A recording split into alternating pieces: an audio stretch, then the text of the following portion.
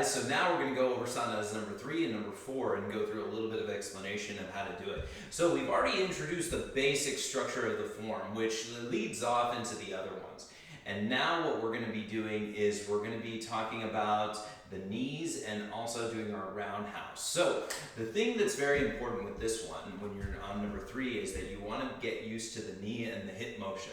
So when you're on number 3, you're going to start like this. You're going to do the same, but you're going to emphasize that turn of the hip and then emphasize the turn of the hip right here and the push off with the leg with the cross right there. And then you're going to come back and then you're going to continue turning in and coming up right here. A lot of hip motion. You want to really focus on this one. And then you're going to do your switch again, but instead of doing your rear front thrust, you're going to come up with the knee right here.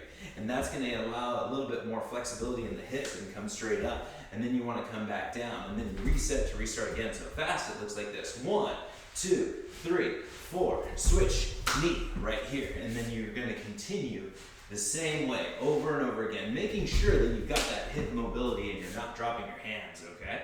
But this is number 3. It's a very useful one, and it leads into number 4. Now, number 4 is really cool because we have the roundhouse kick. So whenever we do this one, you want to make sure you develop a front step, and then you have your roundhouse. So there's a couple of ways to start off. You're going to be right here, same technique, 1, 2, 3, 4, and instead of the switch and the knee, you're going to step out with the front leg, and you're going to open up for the J step. Then you're going to come up and roundhouse and turn around right here, coming right back to where you originally were.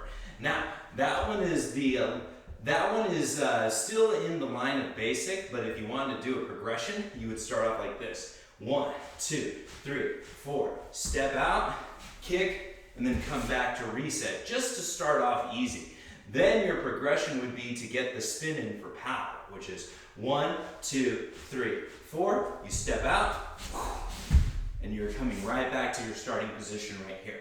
That's for following through with your kick and going all the way around for power, okay? The next thing is, if you really want to get a little more advanced, you wouldn't do the J step anymore. You'd be 1, 2, 3, 4, step, and then up and pivot, right back to here. So you would have the step and the pivot. You'd step forward like this, the leg comes up, and then you would pivot around and come back this way. So this would be how you would progress number 4, because number 4 is the more advanced one. And all of these little steps are very important when it comes down to just sparring level, because it teaches you a lot about basic footwork and also doing the hip mobility and the types of combinations that you can throw, and then you decide to mix them up. So this is your basic foundation in the form, and then you can mix them up to really make them really good.